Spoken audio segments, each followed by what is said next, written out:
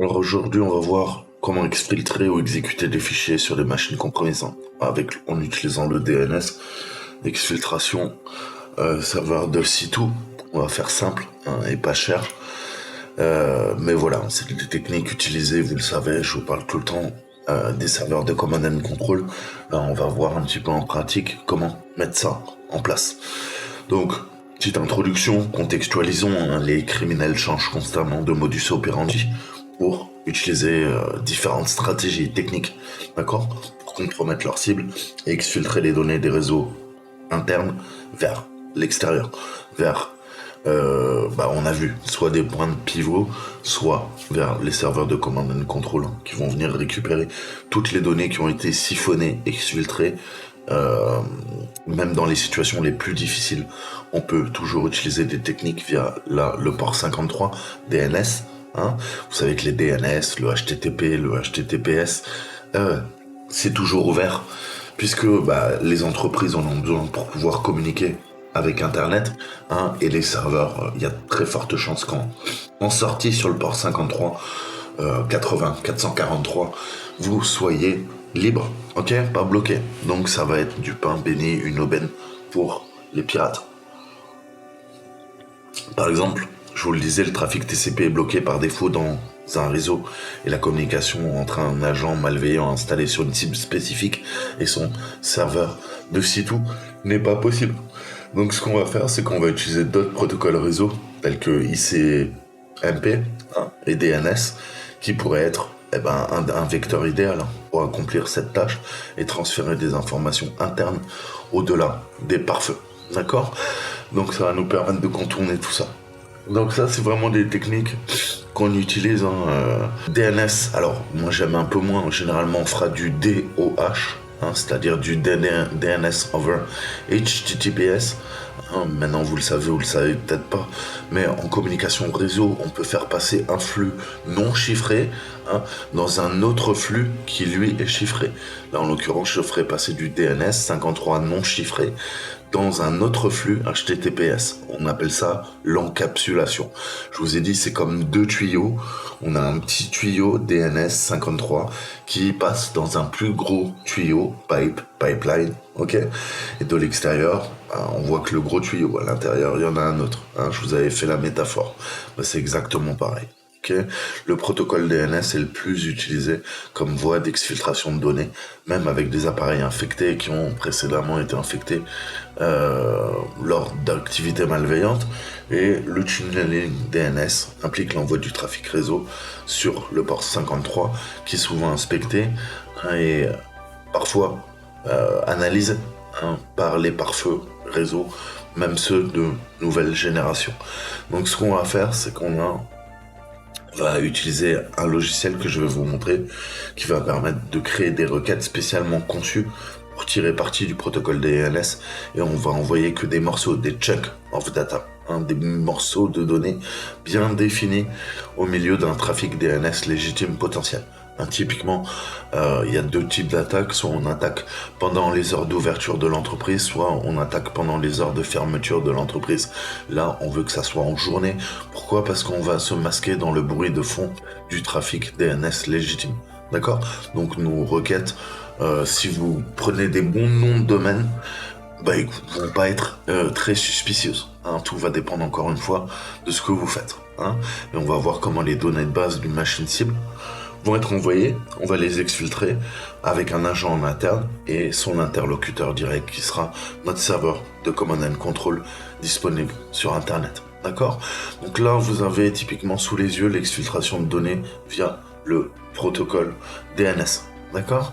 On a quoi ? On a un point evil, legitimate pseudocode, on a x86 et en hexadécimal, ok ? On transfère des choses. Donc là, c'est dans User Administrator. Donc on va cacher naturellement les données sensibles au milieu d'une requête au format brut 1 et 2. Donc vous voyez ce qui est en jaune. Techniquement, ce sont des données sensibles qui peuvent être ajoutées au milieu d'une requête, comme je vous le disais, à l'aide d'un encodeur hexadécimal, et le meilleur moyen d'éviter les caractères potentiels non encryptés. C'est-à-dire que là, j'ai des espaces, peut-être, j'ai des deux points, j'ai des slash, des anti-slash, autant tout encodé en hex, d'accord?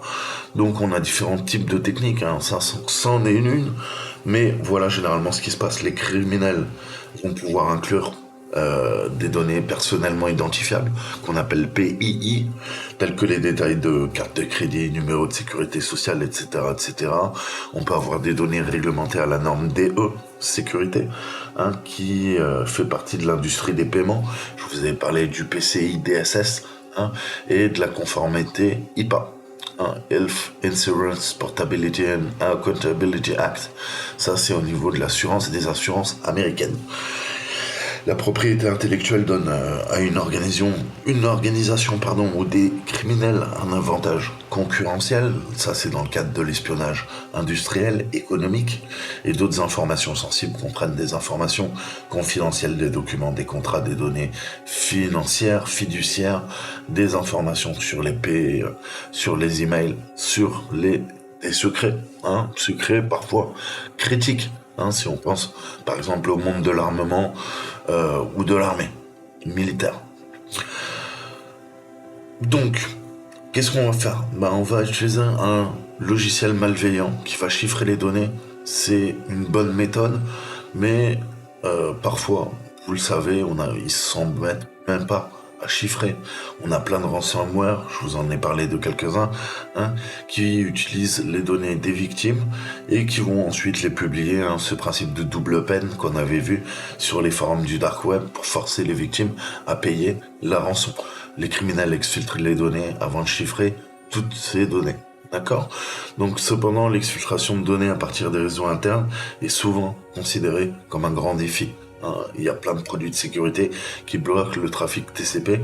À ce stade, le protocole DNS peut être utilisé de manière abusive pour communiquer avec Internet lorsque le trafic sortant TCP n'est pas possible par défaut.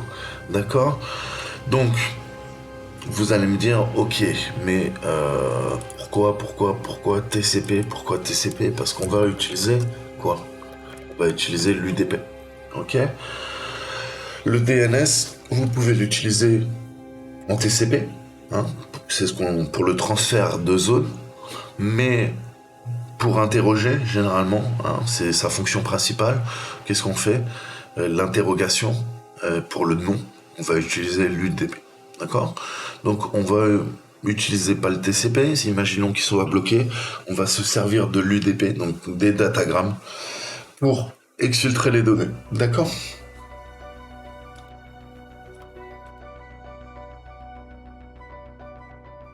Donc c'est bien ça qu'il faut comprendre, c'est que on va utiliser dans cet exemple DNS Stager, c'est un outil open source pour masquer notre charge utile malveillante au niveau du DNS, la récupérer via des records DNS, tels que l'IPv6 et TXT.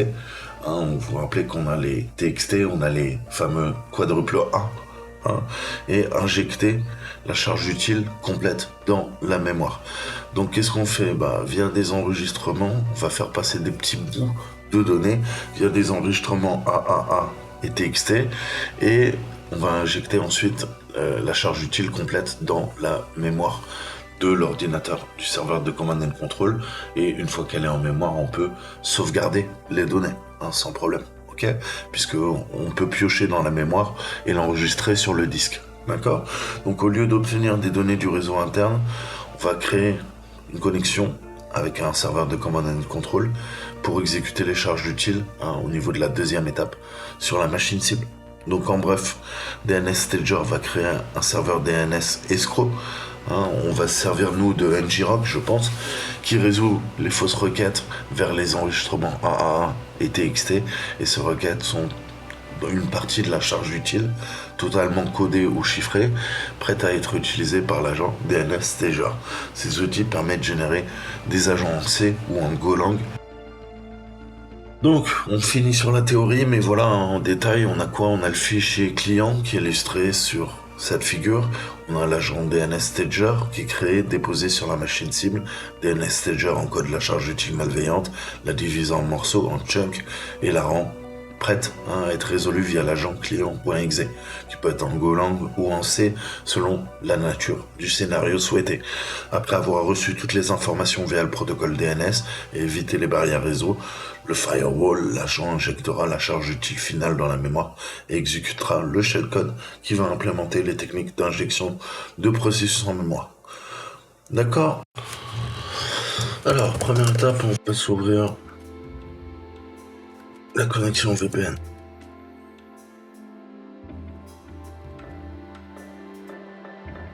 Ok, ça c'est le bureau 4. Notre payload, on va se faire un petit HTTPS listener, je pense. Simple. Donc si on fait un status, on voit que le 53 est ouvert, on va utiliser du DNS exfil. Ensuite on va dans Arsenal, on va voir un petit peu notre ami DNS Edger. Et on va se faire un petit sudo pour install R. Environment pour les dépendances. Ok.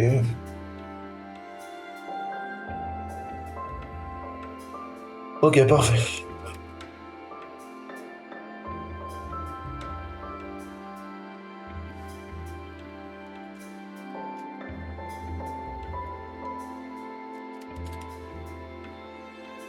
Voilà, dans le domaine.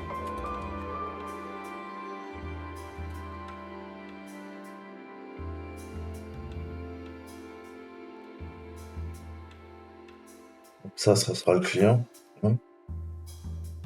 DNS hostname, domain, script qui dit home.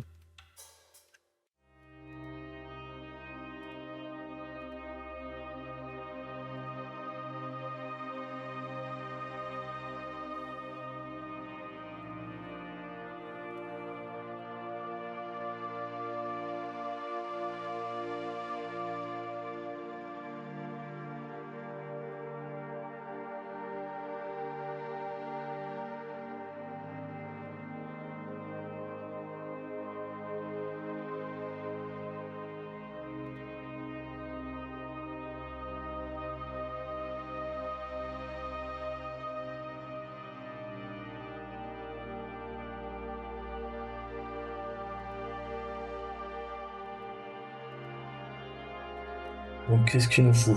Il nous faut domaine.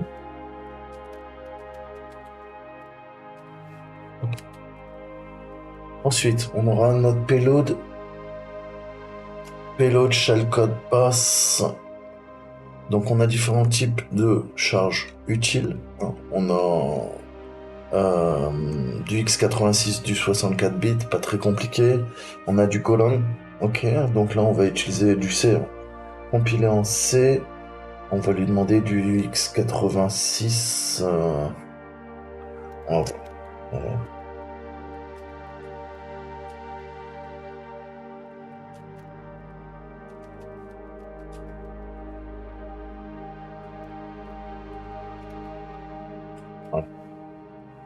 Donc définissez la charge que vous voulez.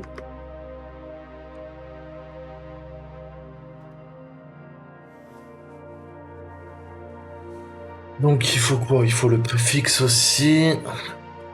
Donc, si on résume, le payload c'est l'agent de charge utile, notre payload, c'est le cas de le dire, généré par DNS Stager. On a notre sortie, c'est le chemin de sortie pour enregistrer le payload. Le shellcode, savoir si on le veut quoi, au format brut ou en bin. Ok, donc là je vais lui demander, je pense, du raw. La clé XOR, pour encoder la charge utile, on va utiliser une clé XOR simple. Je vais utiliser, je sais pas, ce que vous voulez, OX010, OX10, OX20, on s'en fout, on verra. Et puis sommeil, le sleep, vous l'avez. Le sleep, ça va demander de dormir pendant X secondes, entre chaque requête DNS. Ça permet d'être beaucoup plus furtif. Ça va générer moins de bruit au niveau du réseau. Donc vous pouvez lui demander de se connecter, je sais pas, toutes les 20 minutes, toutes les 5 minutes, toutes les 30 secondes, à vous de voir. Voilà. Donc ça c'est important, maintenant vous connaissez à peu près tout. Donc nous, si je dois revoir la syntaxe, ça fait quoi? sudo, parce qu'on va créer, on va élévation de privilège. Alors, le domaine, ouais, script qui dit. Ensuite, et l'autre.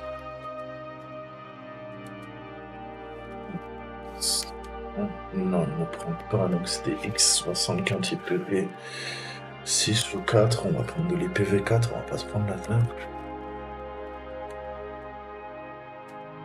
Ah, j'ai un blanc.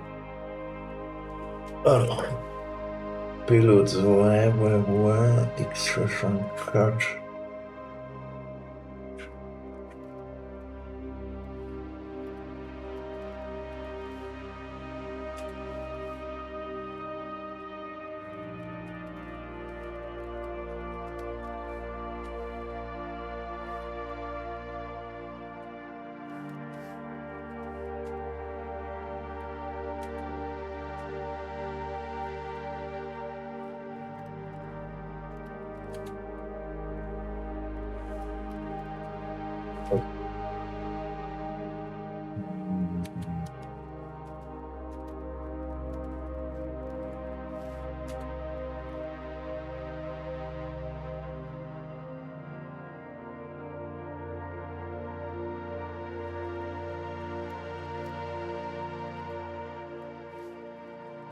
Script qui dit home.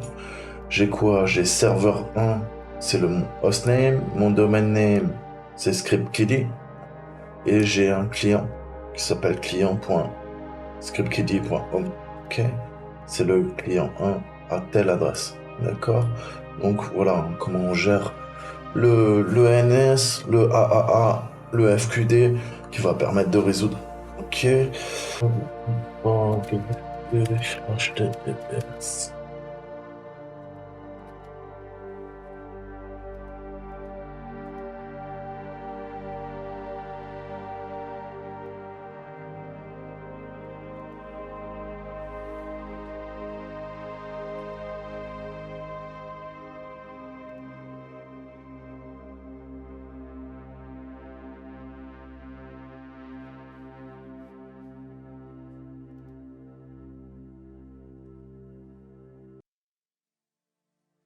Pas d'Android, de Linux, là c'est des Windows, il me faut des Windows.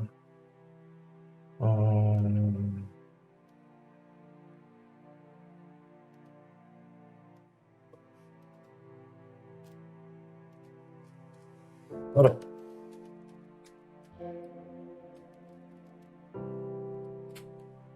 Demander un gros L.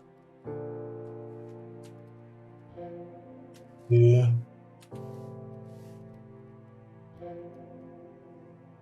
ok, pour 53 DNS en gros.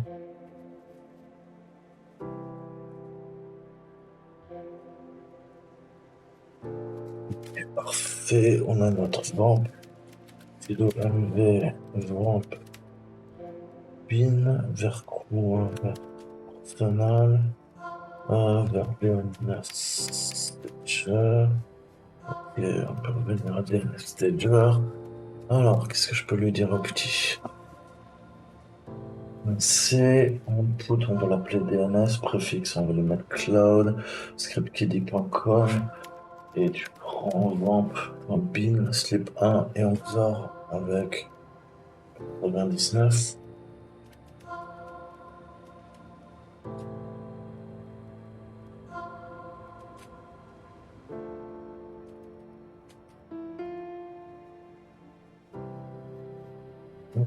Il est en train de xorer. Pour offusquer, il démarre notre serveur DNS, donc ça c'est plutôt cool. Maintenant, il faut qu'on shoot pour pas entraîner des conflits.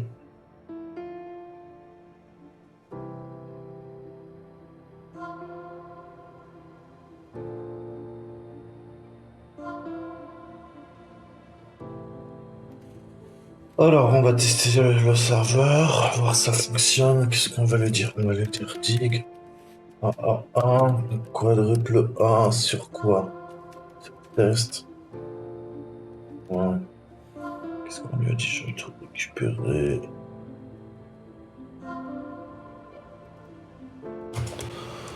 Ok. Donc on voit que j'ai lancé Wireshark qui est en train de capturer les paquets. On a quoi? J'ai créé le stager. On voit les requêtes vers le DNS. Il est en train de résoudre. Qu'est-ce qui se passe? On a Wireshark. Le DNS, on voit que le payload est bien là-dedans. Ok.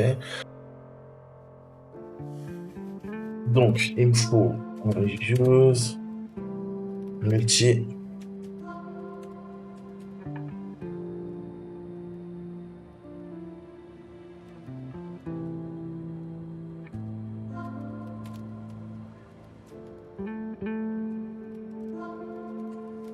Alors, en multi.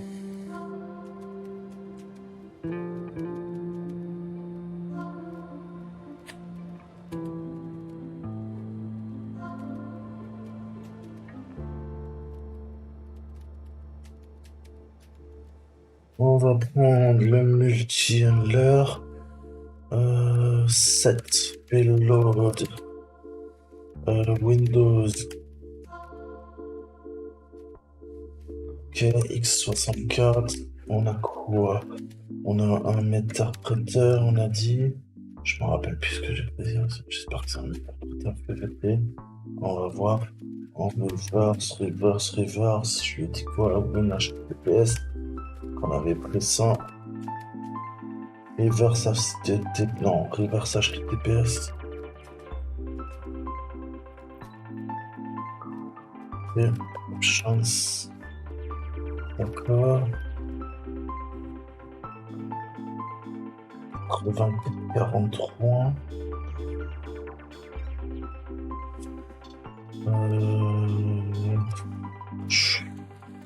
W status 84-43 ouvert, c'est du bon. 7 alors host tune 0 chance. Après l'adresse du VPN, ok. On lance le listener. Ok, ça écoute les communications. PWD, il va pas me le prendre. Ouais, je suis là-dedans. Est-ce que je peux lui faire un upload dms.exe? Yes, papa. Ok, il l'a migré. Voilà. Donc là, on voit que ça pousse. Hein.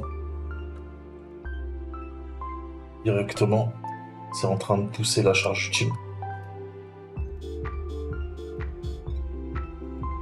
Allez, mon gars. Petite requête DNS. Donc là, c'est en train de pousser. Stager pousse nos 12 582 requêtes DNS. Ok. Ça va partir. Et voilà. Yes. Donc on voit bien hein, qu'on récupère le payload. Et ça a bien été poussé par le 127.0.0.0.1. Hein, donc on voit bien que quoi, qu'est-ce qui s'est passé? Bah, le serveur DNS a fait ça. Hein, on a créé de fausses requêtes DNS, on a encapsulé, on a envoyé ça sur le port UDP en 53, on a contourné le pare-feu de l'entreprise. Notre agent a initialisé la communication. Pourquoi? Pour récupérer via le serveur DNS le centre de command and control. Là, c'est Metasploit. Ok. Et le serveur de command and control attendait la connexion de quoi? Du serveur à distance. Ok. Et notre agent, qu'est-ce qu'il a fait? On lui a dit, bah écoute, tu récupères tous ces paquets DNS. Hein, et dans ces paquets DNS, tu as la charge utile, tu l'exécutes en mémoire. Il l'a exécuté et ça a ouvert cette fois-ci quoi? Les paquets DNS sont rentrés, ont contourné le pare-feu et en sortie, on a récupéré un reverse HTTPS. Ok, donc là, je suis en reverse HTTPS sur le port 443 en sortie du serveur. C'est du HTTPS, toutes les communications sont chiffrées. Ok, et la connexion entrante en DNS, elle était quoi? Elle était XORée, hein, avec une clé de chiffrement, on l'avait vu, j'ai fait un décalage de 99, OX99. Donc, on voit que c'est totalement furtif, ok? Et c'est une des techniques qu'on utilise en red teaming pour pénétrer n'importe quelle entreprise. Enfin, n'importe quelle. Faut savoir un peu ce qu'on fait, ok? Mais voilà, je voulais vous montrer comment on peut se servir de différents ports là en l'occurrence le DNS, utiliser DNS Stager, et vous voyez que ça marche comme dans du beurre. Ok, on récupère la connexion, et si je dois vérifier, je pense que je suis même système, avec un peu de chance. On va voir un peu. On va aller à la racine. Le meilleur exemple, c'est quoi? C'est de faire un users. Ok. Les users. Il y a quoi dire? All user public John. Donc je pense que c'est John, le big boss. C'est l'admin.